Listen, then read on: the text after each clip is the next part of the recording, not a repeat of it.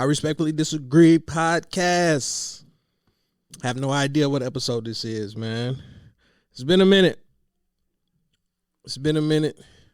The episode that was supposed to be coming up, I'm anticipating that. I think it's going to be a good one. What happened to storytelling in music?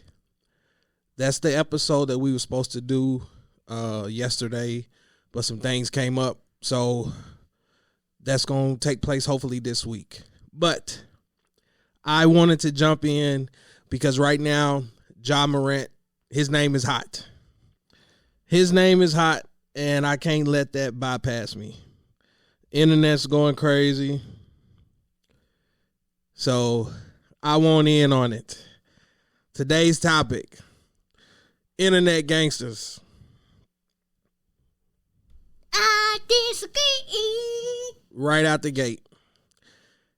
I disagree with everything that's going on in regards to Morant, the Memphis Grizzlies, how people are responding to it. Like, today has just been crazy. So for those that have been trapped under a rock, last night Morant went live. I'm going to assume that he was highly intoxicated.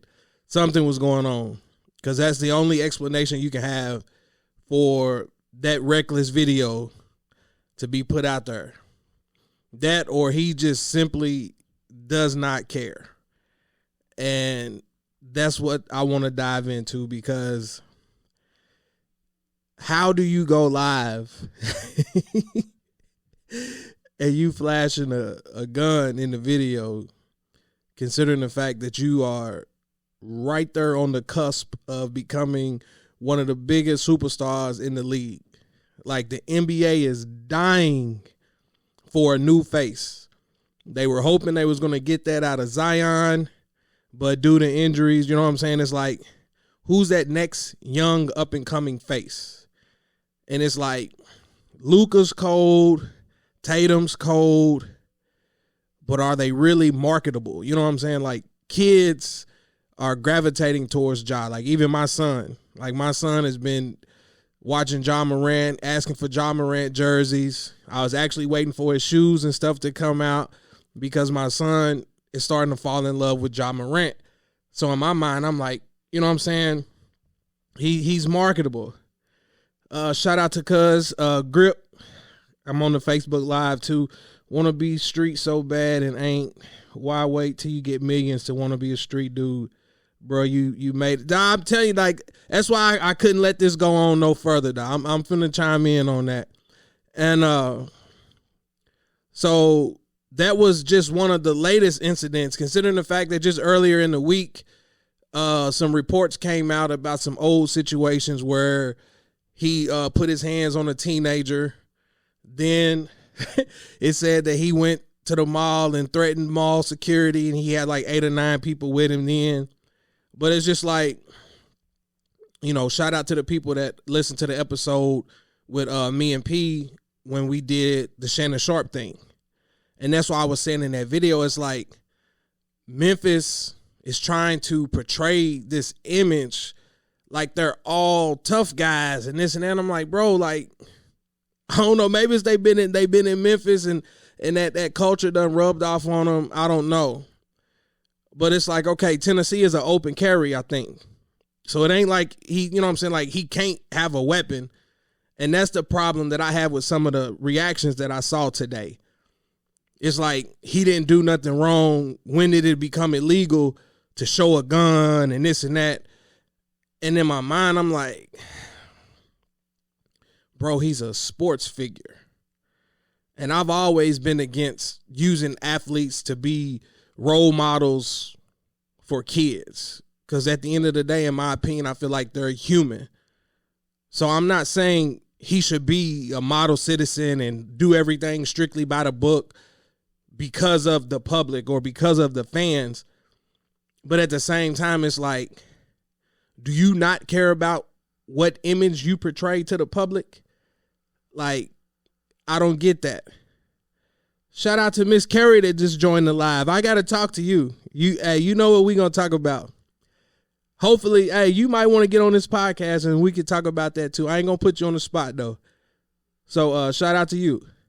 But it ain't about whether or not he can have a gun and what it looks like and this and that. It's like, bro, like what image are you trying to portray? It's like, dog, like you literally just signed the Nike deal. Your shoe ain't even hit the market yet for the rest of the world to purchase, and you already damaging your brand. On top of the fact that Powerade just signed an endorsement deal. They just put your name out there like Friday. Oh, shout out to Brandon. I'd love to get together for a pod and talk about. Hey, I'm all for it, man. I'm all for it. Just shoot me a message and we can figure something out. You can pull up or I can come to you, whatever. But it's like you have young kids watching you, bro.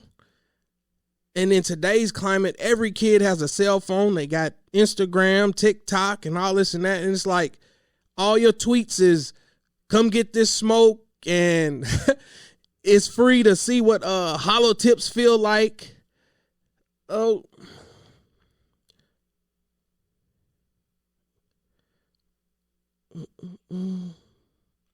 Looks like Cuz trying to join the live.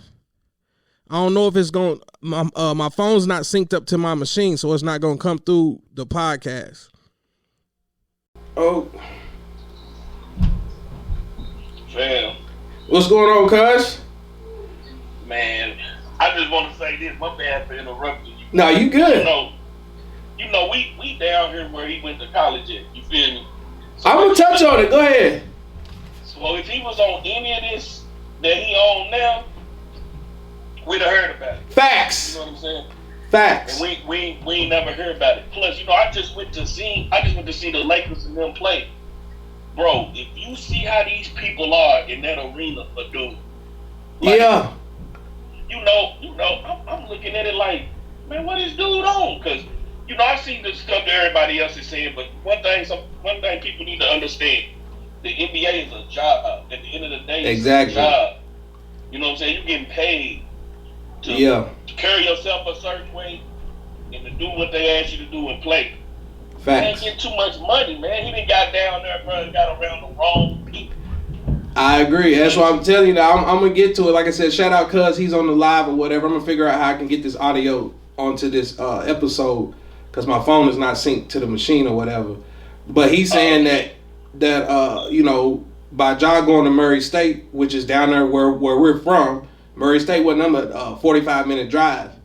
It's like you would have known if that's how he carries himself because he would have been showing out on campus.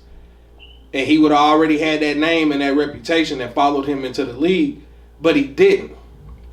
And that's the problem that I have with the whole situation. It's like most people that grew up in that type of environment, poverty-stricken environments and things like that, they're trying to make it out. Their goal is to make it out. So once they make it, they not trying to continue to look and live that lifestyle. It's like, excuse my language, like, nigga, we made it. That's behind me now. And that's why I was telling some people on Facebook earlier. I was like, that to me, in my opinion, is the proof that he's not cut from that cloth. Because first of all, you damn sure ain't gonna maneuver like that with no camera in your face. You know what I'm saying? Like, how many gangsters you know is in the club flashing guns and everything else for the camera? Like, this man is taking pictures of himself with the gun. So I'm like, bro, like, nah, like, to me, that's corny, bro. Like, and I get it, though. Like, you probably was drunk. Yeah.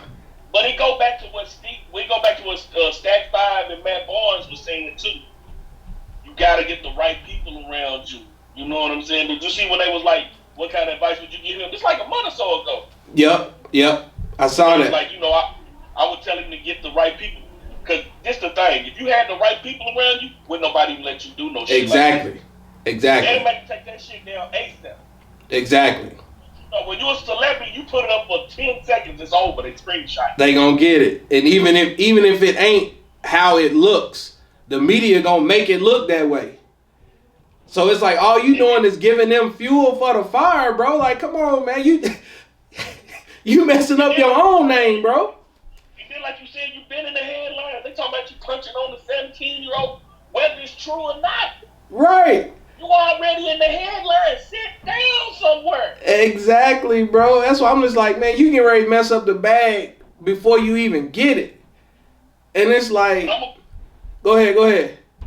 I'm gonna keep it real. When I see how his daddy was acting at the game, though, I can tell, like, ain't nobody telling him nothing. Ain't nobody telling him nothing. Because, look, I got my little notes over here, and that's what I was going to talk about, too, because I'm like, you can go all the way back. I think it was last summer when him and his pops was on the private plane and all of that. Like, they sitting there getting drunk together, throwing money. I'm like, bro, like, your pops is at every game, and you sitting here watching your son crash and burn. That's all the evidence that you need right there. I just seen this man Tootsie rolling at the game. Cuz said Pops was Tootsie rolling. I'm going to send you the video. I recorded it. Nah, it's wild, man. But you know what? And again, I'm not trying to sound judgmental or anything like that, but it's like, that's how you know that some people ain't used to that. It's like, you know what I'm saying? Like, some people ain't used to success, fame, fortune, and when they get it, they don't know how to act. Then he got all the rappers in Memphis fucking with him, you feel me? Right. Money bagging him at all the games, he giving them shoes. It's probably fucking with his head. It ain't no probably to it, it is messing with his head. Like, you can tell, bro, because it's like, this is what, his third or fourth year? Yeah. And you know, I ain't trying to judge him because I'm going to keep it real. And this coming from somebody that was in the streets, came from that type of shit. And then I'm going to keep it real. I ain't never had to do that. You know, I ain't never had to do that. I chose to do that. Mm-hmm. But what I'm saying is, like, it took, like, he got to grow up fast. He already getting millions, so he got to learn to grow up fast. Right. And be a grown man because I didn't become a grown man until I was like 33. I feel that. That's the first thing to even say. But I'm gonna keep it real. I wasn't on no grown man since I was 33. Like, man, he tripping. Like you said, you didn't. He tripping, bro. But here's the kicker. You gotta shoot. Here's the kicker, though. It's like you coming to the games. You got your daughter with you. You know what I'm saying? Like, you are already in a position to where you can bring your kids up in a positive environment. They ain't even gotta see that. And that's why I'm telling people, I was like, bro, you know where we from. You knew how we grew up. It's like, that's always been my motivation. I don't want my kids to ever see what I saw growing up. I'm trying to keep all of that from them. Like, they'll never know anything about half the stuff that I saw growing up. And it's like, you have that opportunity, bro. And it's like, like, what is the motivation behind, I don't know. I don't get it. I feel like he always been infatuated with street shit, but he never, you know what I'm saying? Exactly. His kept him away from that shit. Now he grown, they can't tell him what to do. He making sure they straight. How you gonna tell somebody what to do that's making sure you straight? You feel exactly. me? He probably needs to go listen at this point. And then, like I told you, his pops is over here drinking, doing the cooking vote at halftime and shit. I'm like, man, how old is dude? He gotta be young. I mean, don't get me wrong. Like, I ain't trying to judge him either, but it's like, you know what I'm saying? And that's a whole nother conversation when you start talking about these sports parents that's trying to live through their kids. That's what's going on, bro. And it's like, hey, my son is on. He's one of the biggest stars in the league. I'm gonna ride his coattail to the end. Exactly. Nah, it was just wild, man. And that's the part that I hate to see, especially for up and coming athlete, because then you check out the stuff that's going on with the Alabama situation, the kid down there in Georgia, and it's like this new generation different. They all the way different, man, all the way different. I'm just like, bro, like, y'all really ready to crash and burn before you even get to the opportunity. They ain't even made it. Like, that's crazy to me, man. That's wild. And I'm just like, like I said, I get it. It's like, most people that's down in that area, they know how Memphis is. That whole Memphis scene, like that's a whole nother world. Different. And it's like, I guess once you get involved in that environment and you the home team, and it's like you trying to adapt to the city and make sure that they mess with you like that. So it's almost like you trying to portray this persona, and I get it. But it's like once it starts carrying off the court, yeah, you tripping. Come on, bro. Come on, like man. This. I'm gonna use somebody for example. Like I ain't saying Zach Randolph ain't never did that because he probably did. We just didn't hear about it. Yeah. But you ain't seen him doing none of that. None of that. And we know his name was good in the streets, bro. You feel me? That's what I'm saying. But it goes back to what you said. When you didn't come from that, and you always wanted to be that. Yep. I'm telling you. But yeah, it tripped me out because I'm telling you, man, I've seen how much love he getting that arena. I ain't been to that was my first NBA game, but I'm telling you, the atmosphere was different. It's crazy, dog. I felt like I was in the club. That's why I loved going to games until, like I said, till all that load management and all that Bron them start sitting out. Dog. Nah, I'm telling you, I couldn't stand it. Why the game before I get to go see though? I wouldn't have been mad if he got hurt 3-4 games before that. Why the game before I go see this man, he get hurt? Right.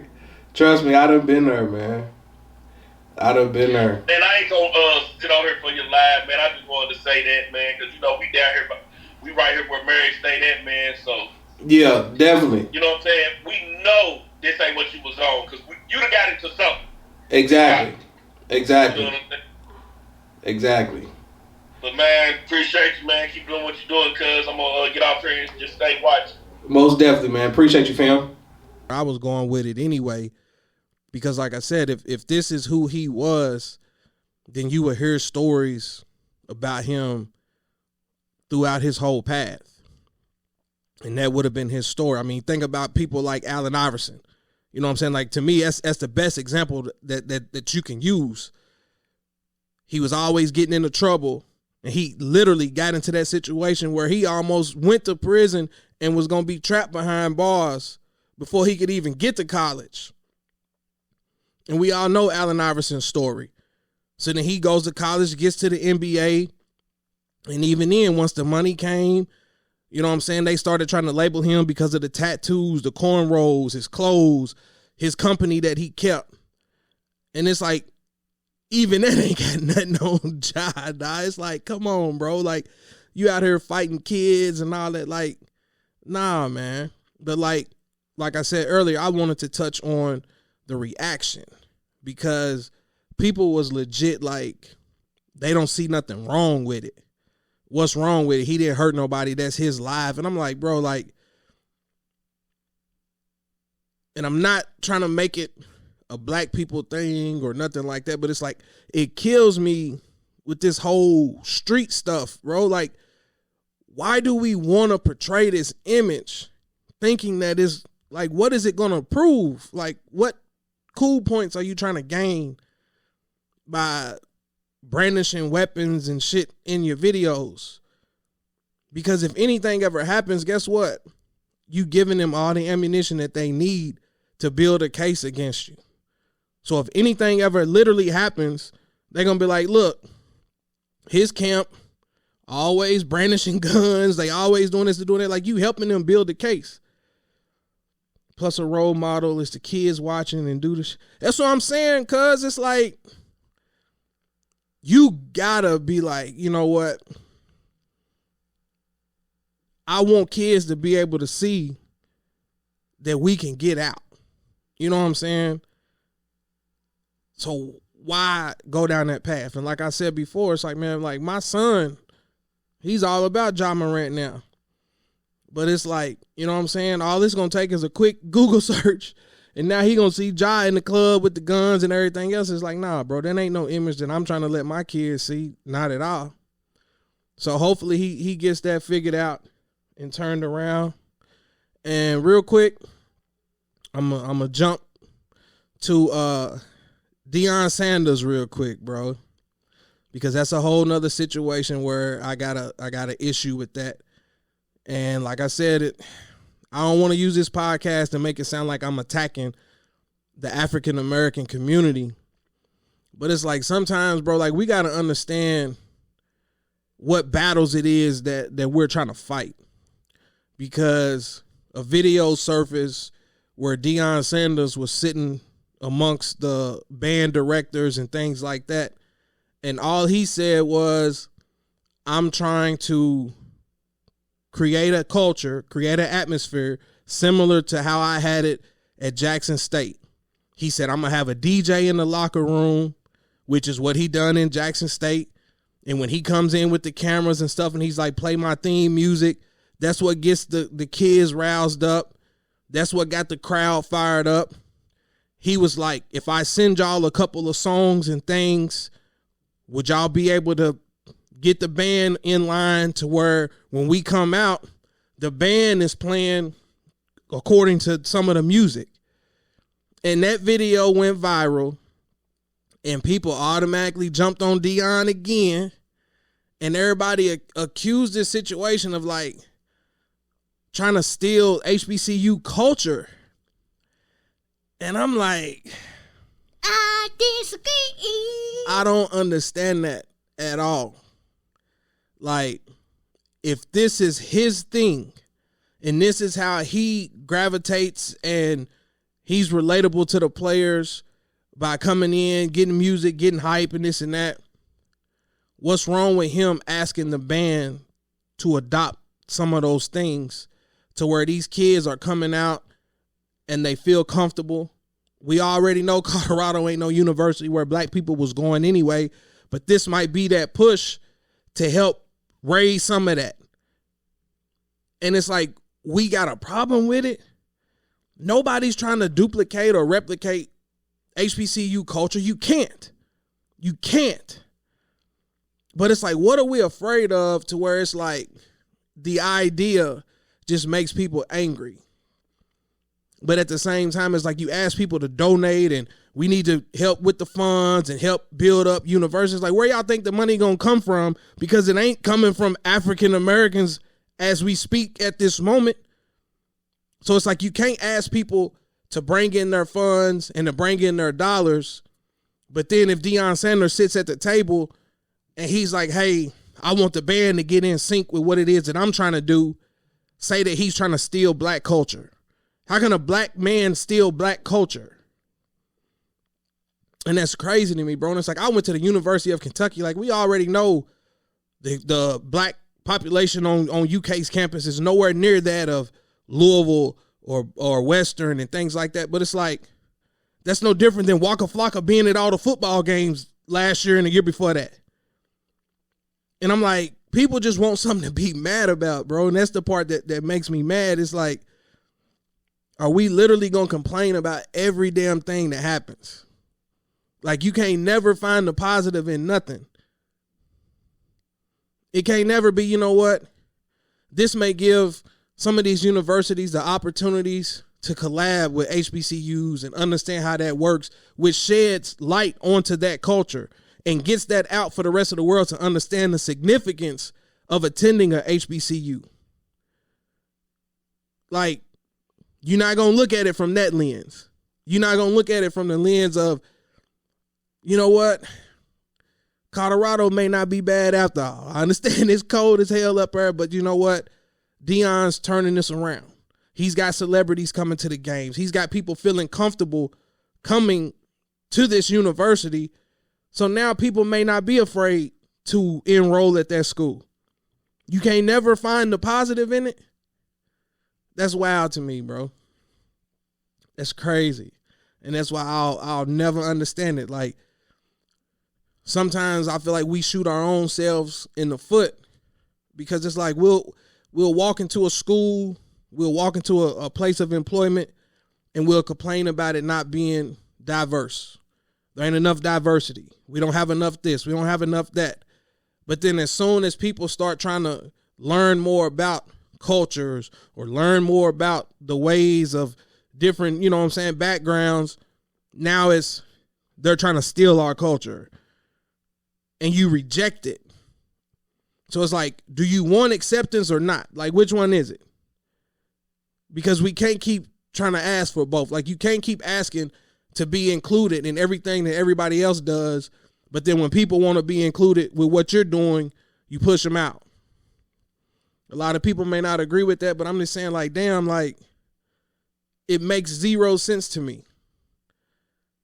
Like, what else can Deion Sanders do, bro? Like, to me, it should be looked at as a win. He left Jackson State. He's gone to Colorado. He's trying to bring that influence with him. Like, is it not like, are you not supposed to learn from your past experiences and apply them to everything you do moving forward?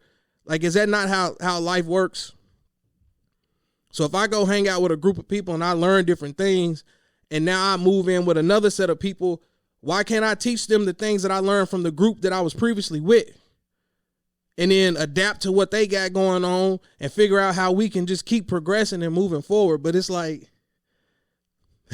it makes too much sense, man. It really does. I don't get it sometimes. And it's like, man, we ain't gonna never get out of this hole if that's the attitude that we're gonna continue to have. Like, we want everybody to include us in what they doing, but we got a problem when they want to learn and understand what we got going on. That's crazy. So y'all, man, y'all let me know y'all thoughts, man, when y'all hear this, bro. Like, again, I hate that the last couple episodes that I done had has been preaching. We are our own worst enemies sometimes. Like, fam, like, real talk, and that's the only reason why I'm chiming in on it. Because when I saw the video and I saw the response, and I'm sitting there like, how did y'all find a negative? And this man he's sitting in a room and he's presenting these ideas about how he wants it. That's his culture that he's trying to build and bring to this university. He's not trying to steal nothing from Jackson State.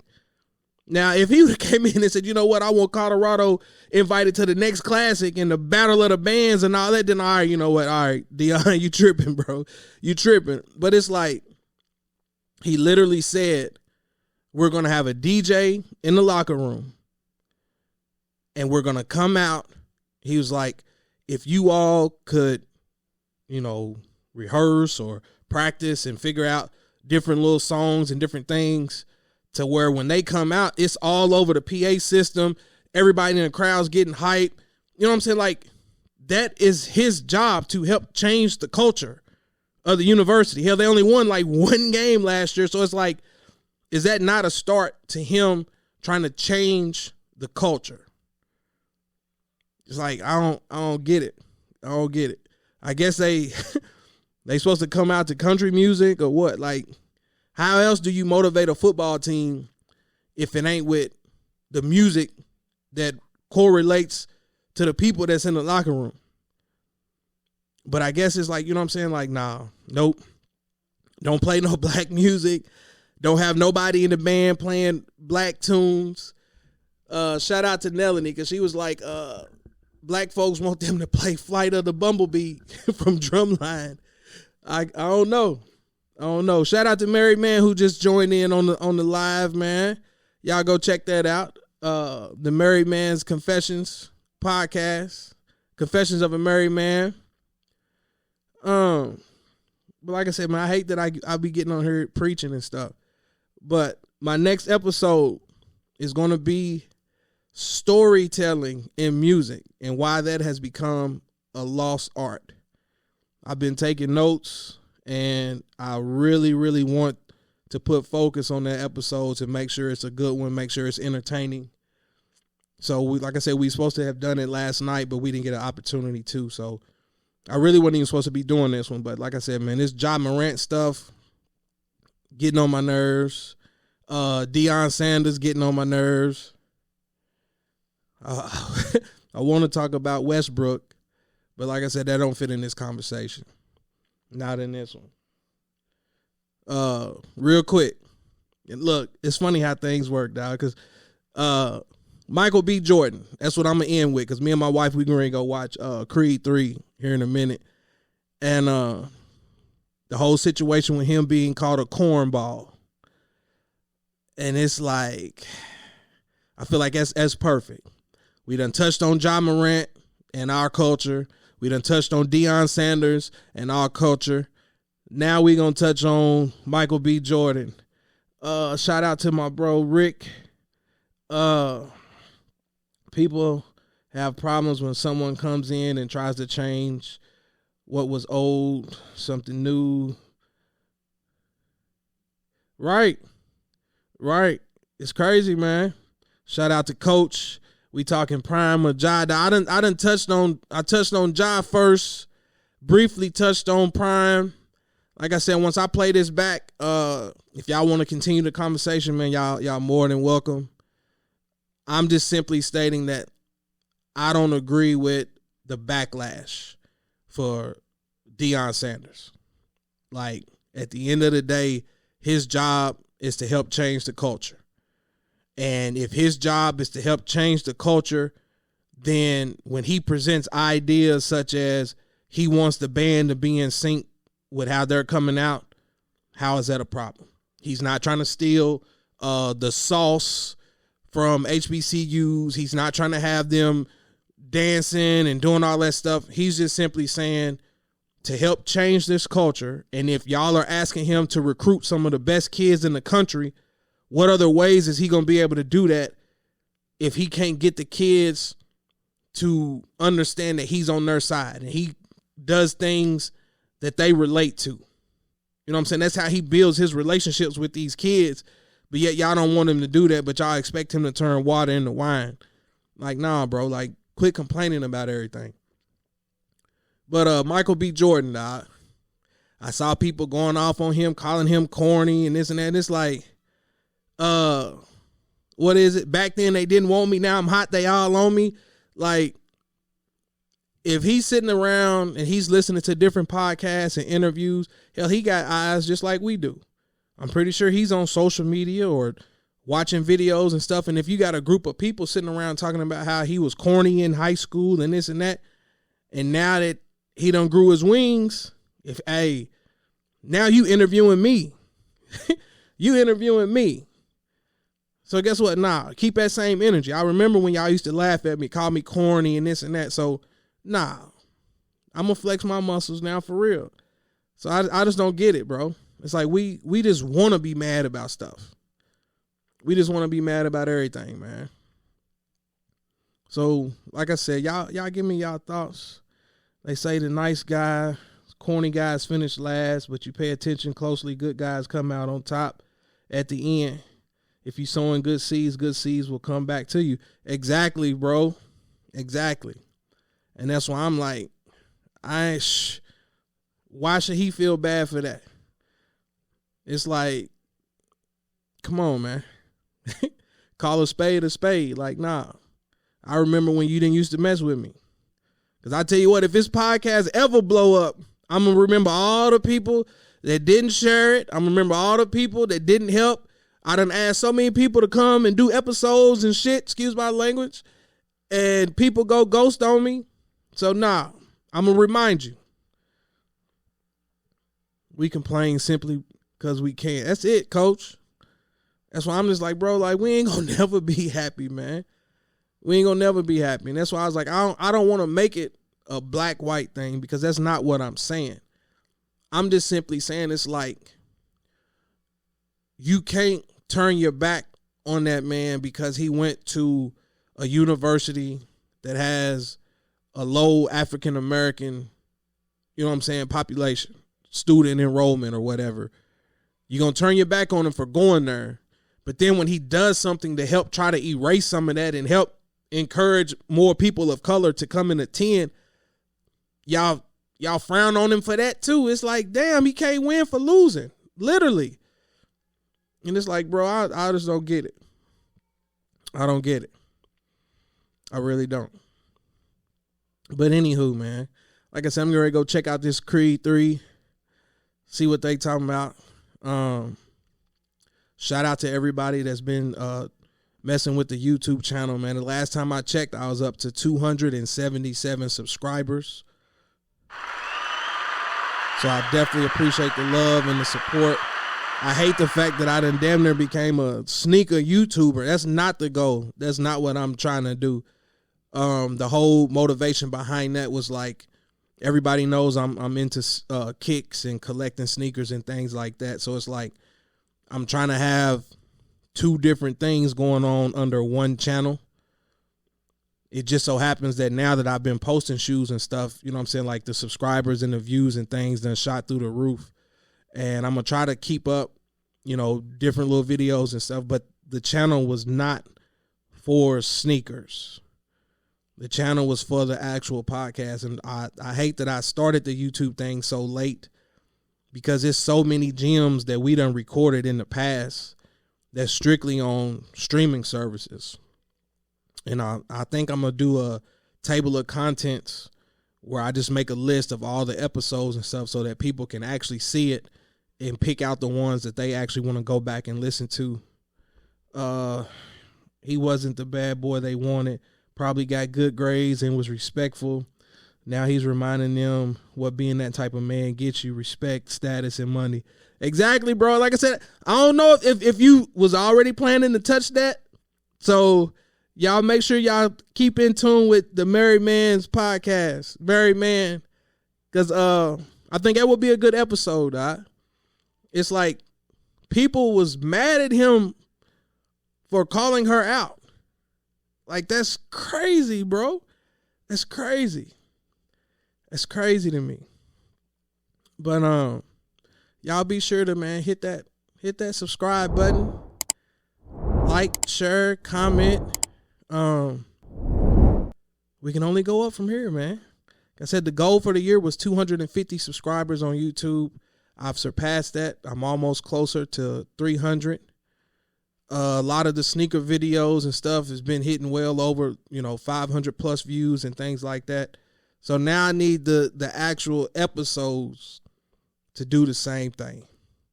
And that's what we're here for. So I definitely appreciate y'all tuning in, man. Appreciate the love.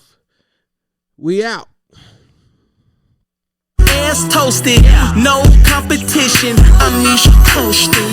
I feel so high, I feel so live. My body's in the twine. Amisha coasting.